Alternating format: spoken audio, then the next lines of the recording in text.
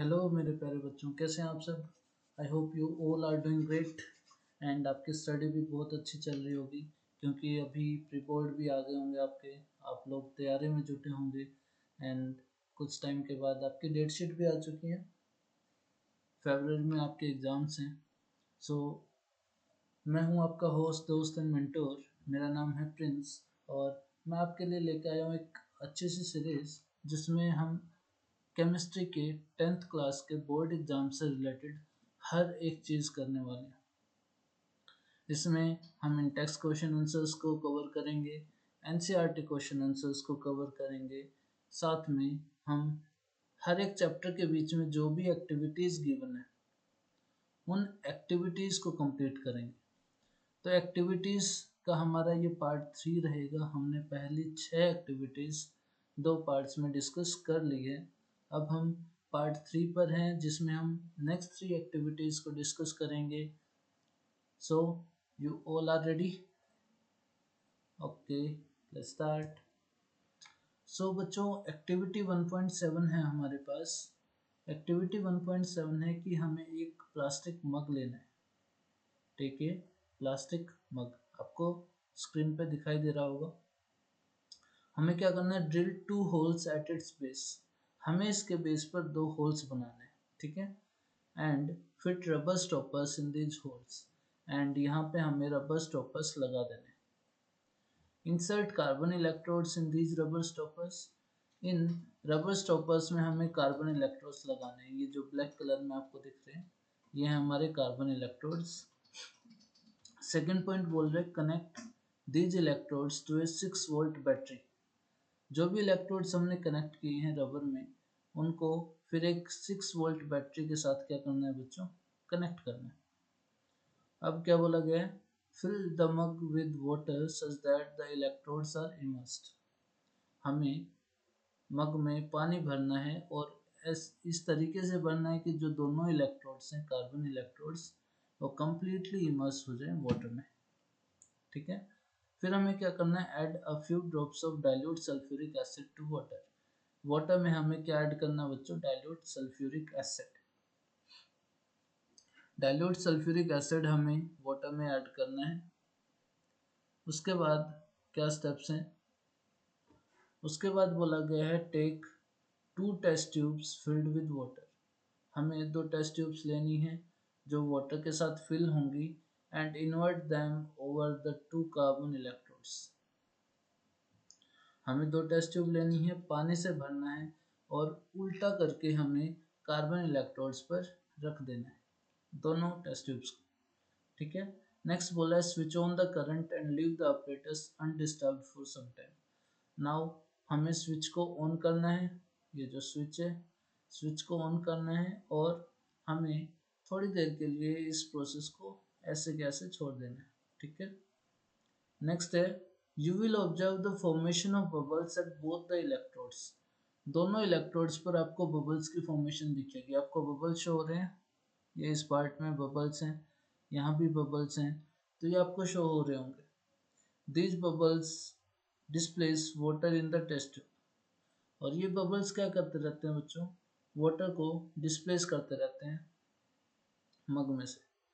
तो जैसे जैसे बबल्स बनते जाएंगे पानी का लेवल क्या होता जाएगा, कम होता जाएगा।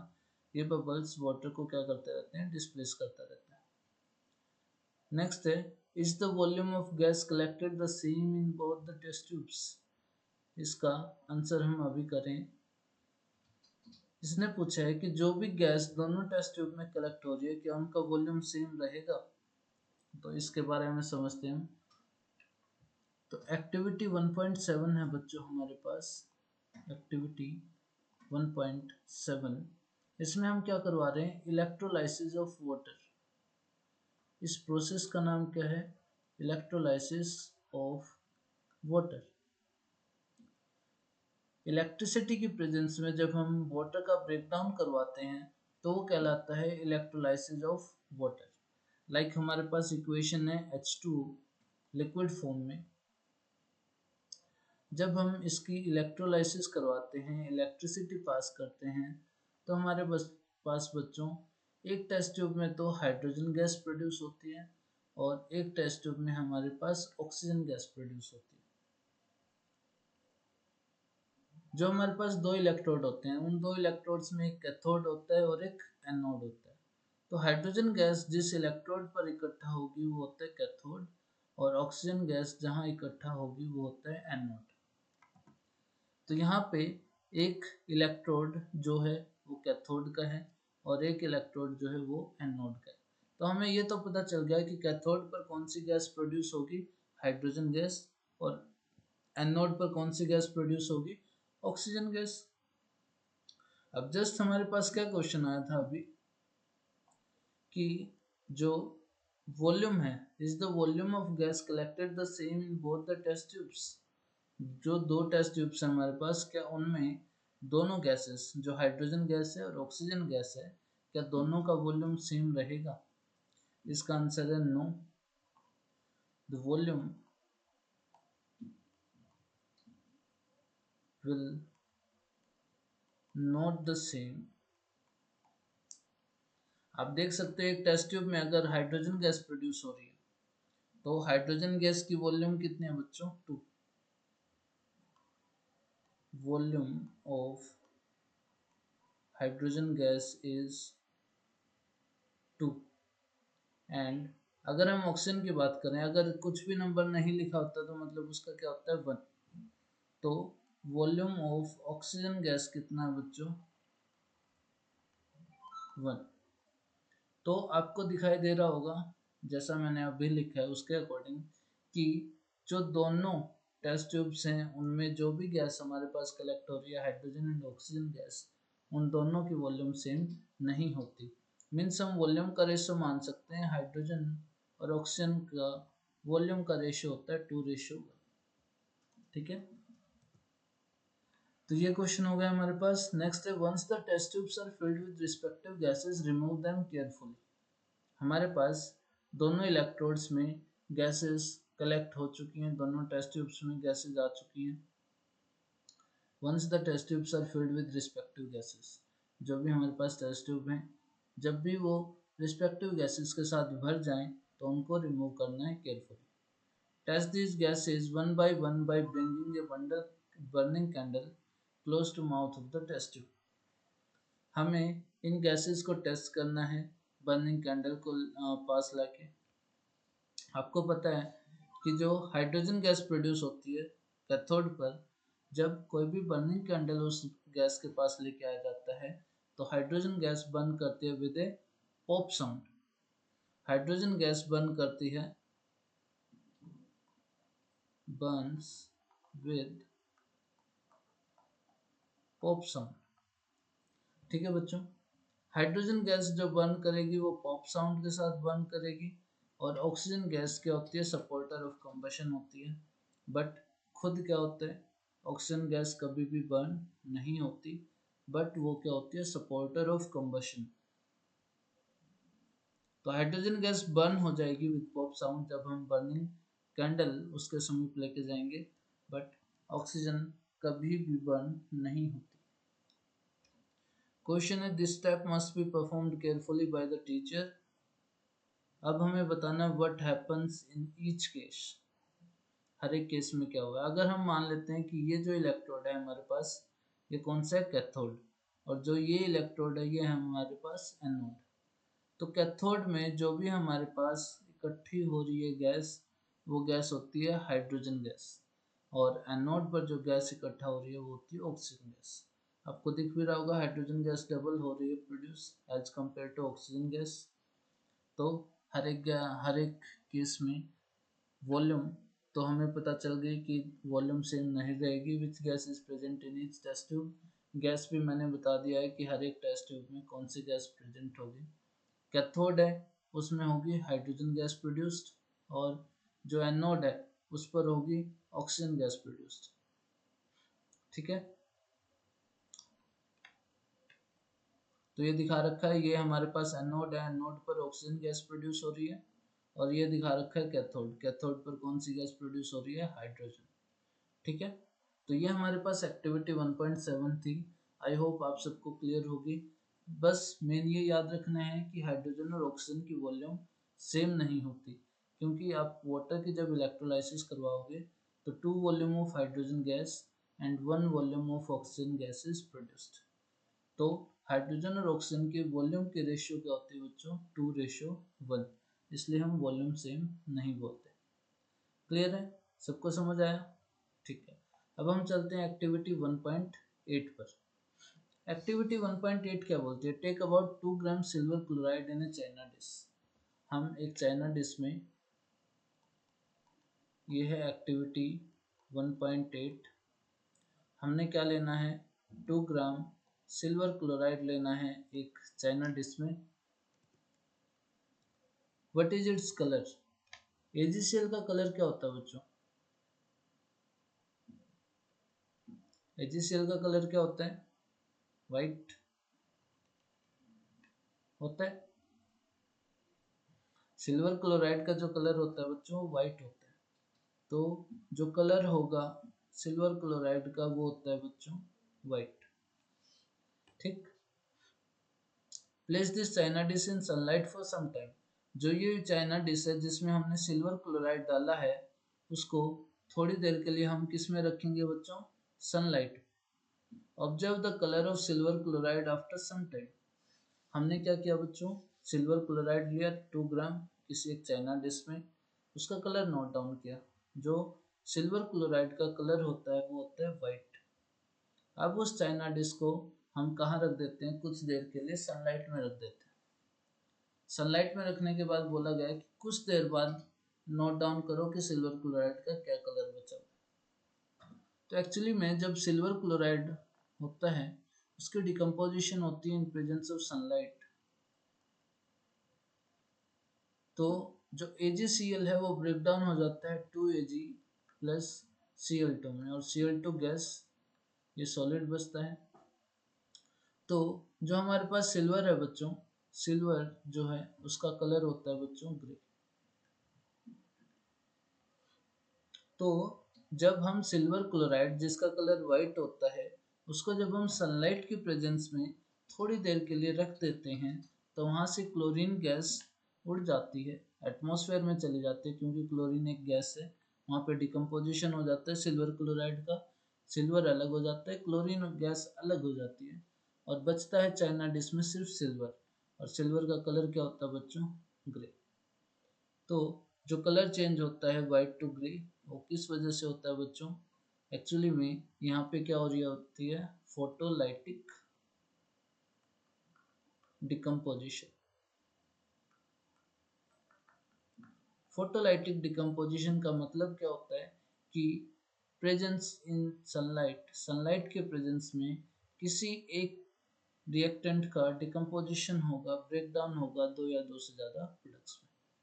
और यहाँ पे AgCl का कलर वाइट होता है, कन्वर्ट हो जाता है Ag और Cl2 में। सेम यहाँ पे एक इक्वेशन आती है 2AgBr, इसका कलर होता है बच्चों येलो।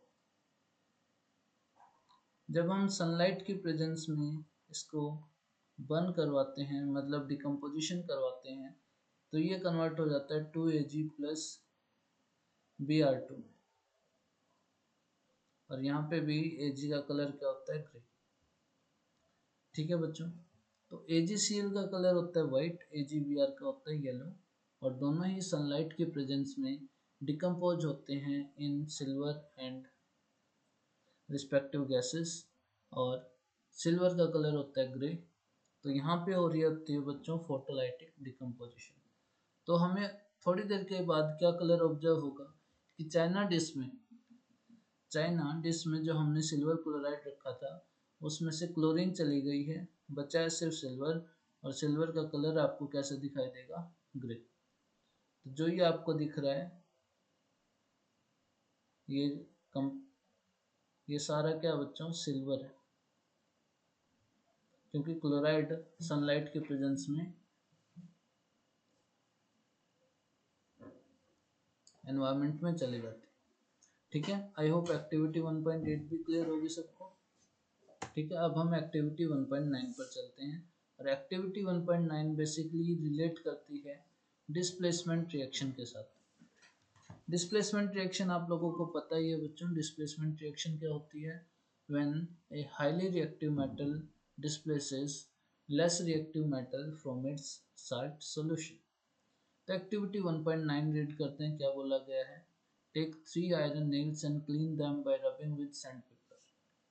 हमें क्या लेनी है बच्चों, 3 आयरन नेल लेनी है और उनको सबसे पहले क्या करना है, क्लीन करना है रबिंग विद सैंडपेपर। सैंडपेपर के साथ रब करके उनको क्या करना है बच्चों, क्लीन करना है। ठीक है। नेक्स्ट क्या बोला गया, take 2 test tubes marked as A and B. हमें 2 टेस्ट ट्यूब्स लेनी है जिनको मार्क करना है A and B. In each test tube take about 10 ml copper sulphate solution. हर एक टेस्ट ट्यूब में हमें क्या लेना है, दोनों टेस्ट ट्यूब में हमें 10 ml कॉपर सल्फेट सॉल्यूशन को ऐड करना है। अब क्या बोला गया है, tight 2 iron nails with a thread. 2 iron nails को हमें थ्रेड से बांधना है and immerse them carefully in the copper sulphate solution in test tube B for about 20 minutes. अब क्या बोला गया है कि 2 आयरन नेल्स को एक धागे से बांधो और उनको केयरफुली कॉपर सल्फेट सॉल्यूशन में इमर्स करवा दो, डाल दो। ये इमर्स करना होता है मतलब डालना। कौन सी टेस्ट ट्यूब में, टेस्ट ट्यूब बी में, for about 20 minutes. Keep 1 iron nail aside for comparison. 3 iron nail हमने लिए थे, एक को कंपैरिजन के लिए रख लिया साइड में, 2 को हमने कॉपर सल्फेट सॉल्यूशन में इमर्स करवा दिया। अब क्या होगा, after 20 minutes take out the iron nail from the copper sulphate solution. After 20 minutes, 20 minute के बाद क्या बोल रहा है कि जो भी हमारे पास आयरन नेल्स हमने कॉपर सल्फेट सॉल्यूशन में इमर्स की थी, उन दोनों आयरन नेल्स को हमें क्या कर लेना है, बाहर निकाल लेना है। अब क्या बोल रहे हैं, compare the intensity of blue colour of copper sulphate solution in test tube. हमें टेस्ट ट्यूब में कॉपर सल्फेट सॉल्यूशन के कलर की इंटेंसिटी को मेजर करना है। तो एक्चुअली में डिस्प्लेसमेंट रिएक्शन में क्या होता है बच्चों, आप सबको पता है, जो हमारे पास डिस्प्लेसमेंट रिएक्शंस होती हैं, इसमें अगर मैं आपको ये रिएक्शन बताऊं तो हमारे पास सबसे पहले था कॉपर सल्फेट सॉल्यूशन जो कि ब्लू कलर का है। ठीक है, उसमें हमने क्या डिप कर दिया, आयरन नेल्स को। ठीक है, तो आयरन क्या है बच्चों, एक हाईली रिएक्टिव मेटल है एज कंपेयर टू कॉपर। तो वो कॉपर को उसके साल्ट सॉल्यूशन से डिस्प्लेस कर देता है और खुद का साल्ट सॉल्यूशन बना लेता है। ठीक है बच्चों, खुद का क्या कर लेता है, साल्ट सॉल्यूशन बना लेता है।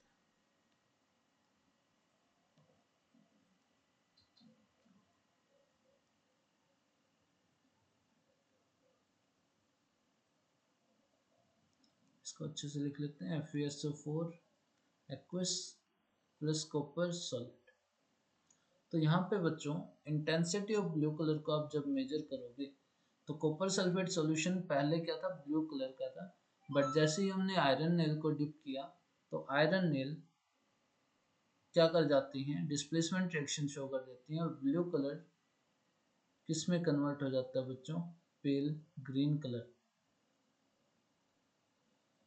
तो हमारे पास जो भी कॉपर सल्फेट सॉल्यूशन का कलर था दैट इज ब्लू कलर। जैसे हमने आयरन नेल डिप की और 20 मिनट के बाद जब हम देखते हैं तो हमारे पास सिर्फ बचता क्या है, FeSO4 और साथ में कॉपर।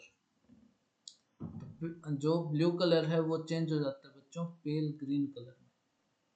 पेल ग्रीन कलर में हमारे पास ये सॉल्यूशन चेंज हो जाएगा। तो जो ये आपको ब्लू कलर सॉल्यूशन दिख रहा है, नेक्स्ट ये क्या हो जाएगा, जैसे ही 20 मिनट के बाद हम देखेंगे तो ये ब्लू कलर चेंज हो जाता है बच्चों किसमें, पेल ग्रीन कलर में। Now also compare the colour of iron nails dipped in copper sulphate solution with one kept aside.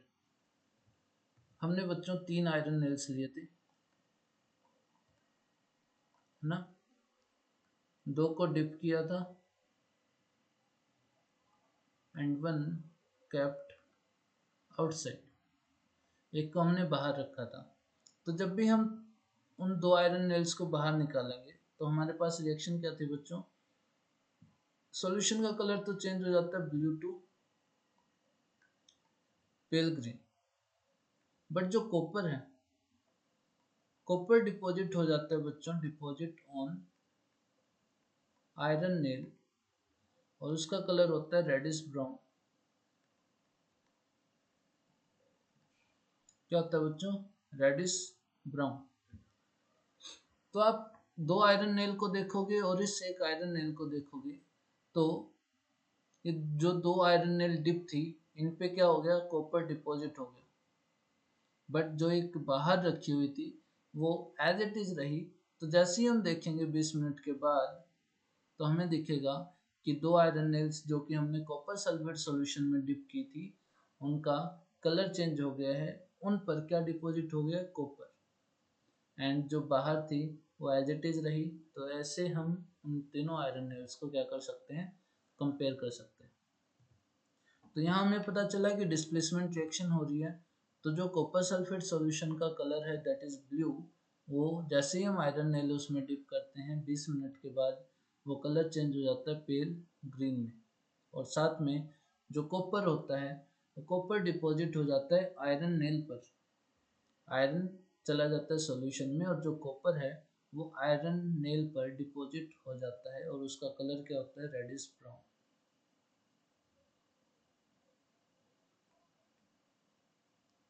और फिर उन आयरन नेल्स को हम बाहर निकाल लेते हैं और बाहर रखी आयरन नेल के साथ उसको कंपेयर करते हैं। तो दो आयरन नेल्स पर कॉपर डिपॉजिट होता है और एक iron nail as it is होती है। तो इस तरह से हम इस एक्टिविटी को कंपेयर कर सकते हैं। हर एक चीज़ हमने इन तीन एक्टिविटीज़ में समझ ली। सबसे पहले हमने समझी इलेक्ट्रोलाइसिस ऑफ वाटर के बारे में। ये भी डिकम्पोजिशन रिएक्शन है, इलेक्ट्रोलाइसिस ऑफ वाटर। यहाँ पे वाटर डिकम्पोज होता है हाइड्रोजन एंड ऑक्सीजन गैस में। बट यहाँ पे वॉल्यूम सेम नहीं होती दोनों गैसेस की। दोनों टेस्ट ट्यूब में जो हाइड्रोजन गैस है उसकी वॉल्यूम रहेगी 2 और जो ऑक्सीजन गैस है उसका वॉल्यूम रहेगा 1। फिर हमने ये भी फोटोलाइटिक डिकम्पोजिशन रिएक्शन की एक्टिविटी पढ़ी कि एक चाइना डिश में हम सिल्वर क्लोराइड लेते हैं, उसका कलर होता है वाइट। तो जैसे हम उसको थोड़ी देर के लिए सनलाइट में रखते हैं तो क्लोरीन गैस चली जाती है, बचता है सिर्फ लास्ट में सिल्वर, और सिल्वर का कलर क्या हमें दिखता है? ग्रे। और फिर हमने पढ़ा लास्ट में डिस्प्लेसमेंट रिएक्शन। इसमें हमने कॉपर सल्फेट सॉल्यूशन में आयरन नेल डिप की। कॉपर सल्फेट सॉल्यूशन का कलर होता है ब्लू। बट 20 मिनट के बाद जब हम आयरन नेल डिप करने के 20 मिनट के बाद हम सॉल्यूशन को देखते हैं तो उसका कलर हो जाता है बच्चों पेल ग्रीन, और जो कॉपर होता है वो आयरन नेल पर डिपॉजिट हो जाता है। ठीक है बच्चों, आई होप आप सबको ये चीज़ें क्लियर होंगी, ये तीन एक्टिविटीज़ और आपको क्लियर हो गई होंगी। तो बच्चों बी प्रिपेयर, क्योंकि आपको यहाँ पे एग्जाम में ये एक्टिविटी लिखी नहीं मिलेगी, आपको सिर्फ डायग्राम मिलेगा। डायग्राम की मदद से आपको ये चीज़ें पहचाननी है कि हमसे क्या पूछा गया। ठीक है बच्चों, ओके। सो आप ऐसे ही पढ़ते रहिए, हंसते खेलते रहिए, मुस्कुराते रहिए और पढ़ाई में मन लगाइए, क्योंकि अभी आपके बोर्ड एग्जाम्स चल रहे हैं। 2 महीने बाद आपके फाइनल एग्जाम्स आने वाले हैं। सो बी प्रिपेयर, और मैं भी आपके साथ हूँ, आपकी तैयारी करवाता रहूँगा। और फर्स्ट चैप्टर हमारा कंप्लीट होने वाला है, 3 या 4 एक्टिविटीज पेंडिंग है। तो हमने एनसीईआरटी क्वेश्चन आंसर्स, इन टेक्स्ट क्वेश्चन आंसर्स और फर्स्ट चैप्टर की जो भी एक्टिविटीज हैं जो भी एग्जाम में आ सकती हैं हमने सब कवर कर लिया। ठीक है, अब जैसे ही हम एक्टिविटीज को पूरा कर लेंगे उसके बाद मैं लेके आऊँगा आपके पास प्रीवियस ईयर क्वेश्चंस जो फर्स्ट चैप्टर से आए हैं। आपको फिर पता चलेगा कि जो जो चीज़ें मैंने करवाई हैं इन टेक्स्ट, एनसीईआरटी और एक्टिविटीज़ में वो कितनी इंपॉर्टेंट हैं और हर एग्जाम में आई हुई हैं प्रीवियस ईयर्स में। ठीक है बच्चों, तो मिलते हैं नेक्स्ट क्लास में। तब तक बाय, टेक केयर, और हंसते खेलते रहिए, मुस्कुराते रहिए, पढ़ते रहिए। एग्जाम्स आ गए हैं। ठीक है, बाय, टेक केयर।